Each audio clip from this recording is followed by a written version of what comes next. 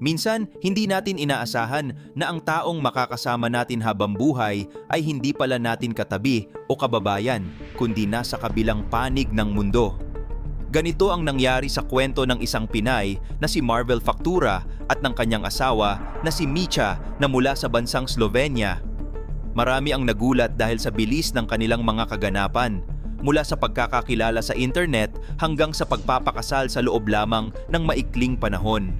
Pero sa likod ng mabilis na pag-ibig na ito, may isang malalim na pundasyon na binuo nila sa pamamagitan ng pagdarasal at tamang pagkilala sa isa't isa. Paano nga ba nauwi sa isang masayang kasalan ang dalawang tao na magkaiba ang kultura at magkalayo ang distansya? Pero bago po ang lahat, baka pwedeng palike ang video na ito dahil napakalaking bagay na ito sa aming content creators at mangyaring mag-comment sa baba kung taga saang lugar ka para malaman namin saan umaabot ang ating mga video. Maraming salamat po. Si Micha ay isang simpleng lalaki na naninirahan sa Slovenia. Kung titingnan ang kanyang buhay sa social media, makikita na katulad lang siya ng ibang mga kalalakihan sa kanilang bansa na mahilig sa mga aso at mahilig ding mamasyal sa iba't ibang lugar. Pagkatapos niya sa high school ay pumasok siya sa isang universidad, pero nanatiling pribado ang mga detalye tungkol sa kanyang pagtatapos at kung ano ang naging trabaho niya pagkatapos nito. Hindi siya mahilig mag-post ng bawat detalye ng kanyang buhay sa internet. Kaya naman, nagulat ang lahat nang bigla siyang magbahagi ng impormasyon tungkol sa kanyang karelasyon noong Abril ng taong 2024. Ang babaeng nagpatibay ng loob niya ay ang ating kababayan na si Marvel Factura. Ang pamilya ni Marvel ay mula sa Negros Oriental pero lumipat sila sa Maynila dahil sa kagustuhan na magkaroon ng mas magandang buhay at oportunidad. Si Marvel ay isang masayahing tao at napaka-aktibo sa Facebook kung saan madalas niyang ipakita ang kanyang mga suot na damit, ang mga lugar na pinupuntahan niya at ang bonding niya kasama ang kanyang mga kaibigan. Noong nakatapos siya ng kolehiyo, naging intern siya sa Philippine Airlines. Pangarap niya sanang maging regular sa kumpanya pero hindi siya pinalad. Kaya naman, hindi siya tumigil sa paghahanap ng trabaho hanggang sa matanggap siya sa isang laser clinic sa Maynila. Dahil sa layo ng kanilang mga bansa, malaki ang posibilidad na sa internet lamang talaga nagsimula ang lahat. Kahit ilang libong milya ang distansya nila at magkaiba pa ang oras sa Slovenia at Pilipinas, hindi ito naging hadlang para sa kanilang dalawa.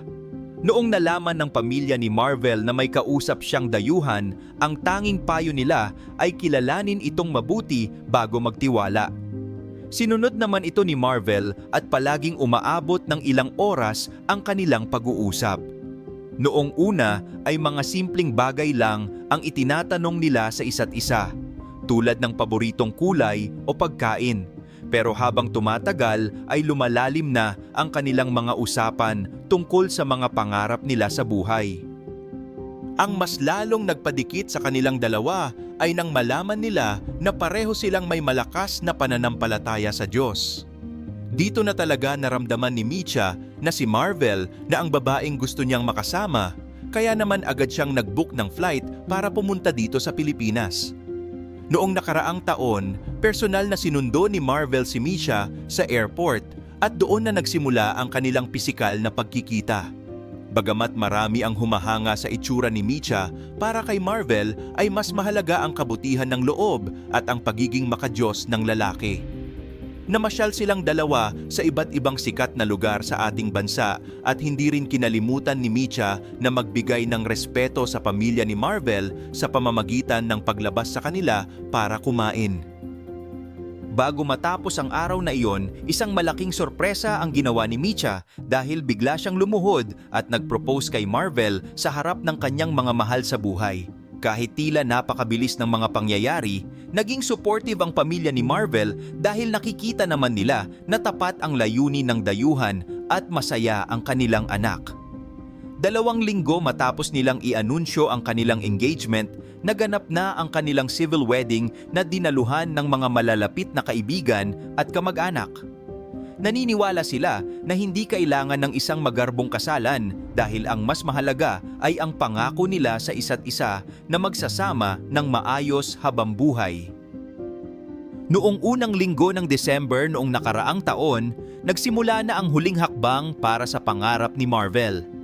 Lumipad siya patungong Japan para ayusin ang mga huling dokumento na kailangan niya bago tuluyang tumuloy sa Slovenia. Kahit alam niyang hindi niya makakasama ang kanyang pamilya sa darating na Pasko at Bagong Taon, nanaig pa rin ang excitement sa kanya. Sa mga video na ipinost niya, kitang-kita ang saya habang ine-enjoy ang ganda ng Japan. Para kay Marvel, konting tiis na lang at makakasama na niya ang lalaking pinaniniwalaan niyang ibinigay ng Diyos para sa kanya. Ilang araw bago magpasko, sa wakas ay lumapag na ang eroplano ni Marvel sa Slovenia. Doon ay sinalubong siya ni Micha ng may malawak na ngiti. Para sa mga nakaranas ng long-distance relationship, alam niyo siguro ang pakiramdam ng unang yakap matapos ang mahabang panahon na screen lang ang tinitingnan niyo. Tumuloy sila sa isang apartment sa lugar na tinatawag na Bled. Hindi naging maramot si Marvel sa pagbabahagi ng kanyang bagong buhay. Ipinakita niya ang kanilang simpleng tirahan at ang mga regalong nakahanda para sa Pasko. Mukhang maayos din ang naging pagtanggap sa kanya ng kapatid ni Micha. Kahit may kaunting lungkot dahil malayo sa Pilipinas, masaya at kontento si Marvel.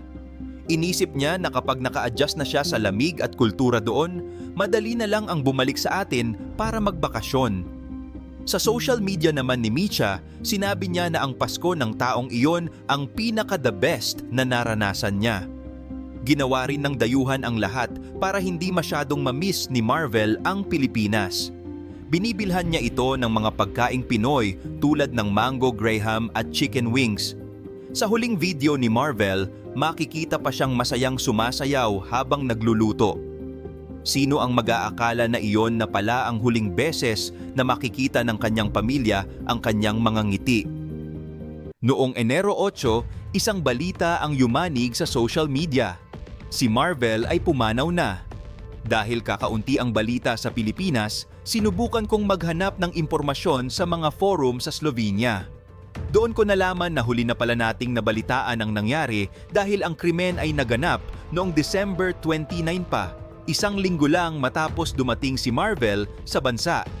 Habang marami ang nakikiramay, may mga tao rin sa internet na naglabas ng mga teorya na tila sinisisi pa si Marvel.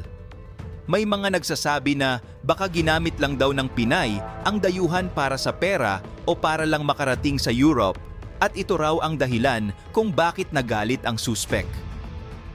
Ngunit ang mga negatibong komento na ito ay pinabulaanan ng mga ulat mula mismo sa Slovenia.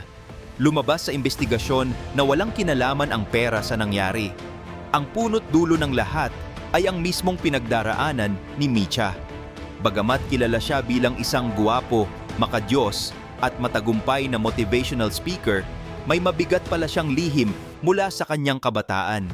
Noong bata pa si Micha, madalas siyang tuksuhin at laitain sa paaralan dahil sa kanyang timbang.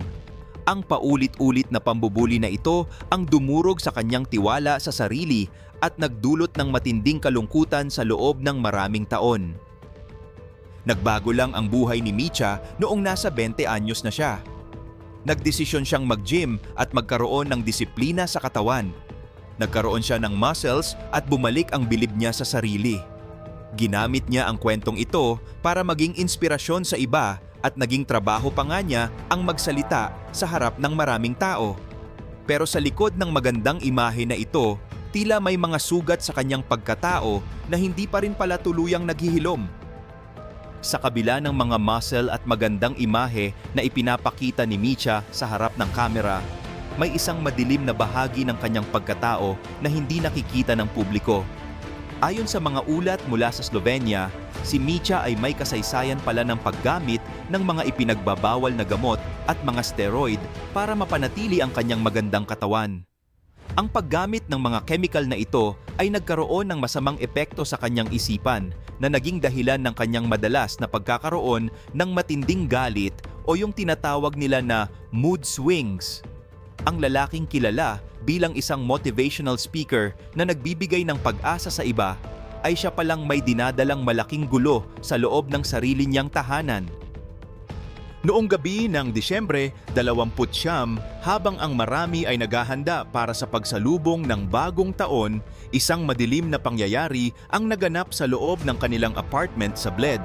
Walang nakakaalam kung ano ang eksaktong pinag-ugatan ng kanilang pagtatalo, pero lumalabas sa investigasyon na naging marahas si Micha kay Marvel.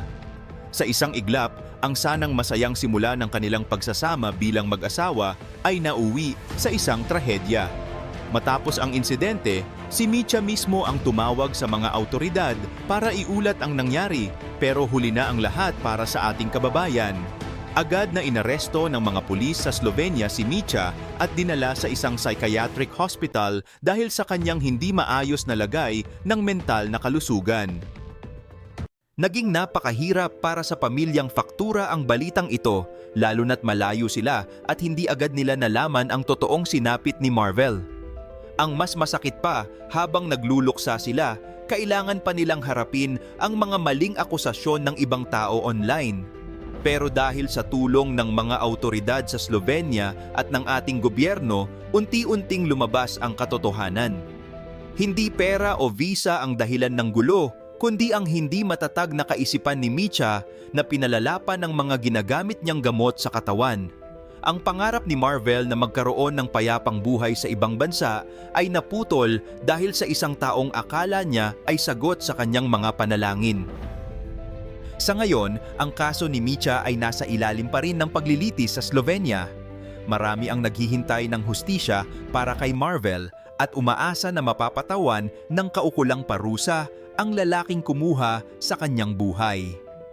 Ang kwento ni Marvel ay nagsisilbing paalala sa atin na hindi sapat ang nakikita lang natin sa screen o sa social media. Minsan, ang mga taong tila perpekto ang buhay at puno ng inspirasyon ay may mga itinatagong sugat at panganib na hindi natin agad napapansin. Sa likod ng bawat post at video, may mga totoong tao at totoong panganib na kailangan nating maging mapuri sa pagkilala. Nakakalungkot isipin na ang huling alaala ni Marvel sa kanyang pamilya ay ang kanyang masayang sayaw habang nagluluto ng mango graham para sa asawa. Ang kanyang pagiging positibo at matatag na pananampalataya ang nagdala sa kanya sa malayo, pero ito rin ang naglagay sa kanya sa isang sitwasyon na hindi niya inaasahan. Ang hustisya ay maaaring matagal, pero hindi titigil ang kanyang pamilya at ang mga taong nagmamahal sa kanya hanggang sa makuha ang katarungang nararapat para sa kanya. Sana ay magsilbing aral ang kwentong ito sa ating lahat na maging maingat sa pagtitiwala, lalo na sa mga taong nakikilala natin sa internet. Hindi natin hawak ang takbo ng isip ng ibang tao, kaya mahalaga na palaging unahin ang sariling kaligtasan. Ano ang masasabi nyo sa naging kapalaran ni Marvel at sa naging aksyon ni Micha? Naniniwala ba kayo na sapat na dahilan ang problema sa mental na kalusugan para sa ganitong uri ng krimen? I-comment nyo ang inyong mga saloobin sa ibaba.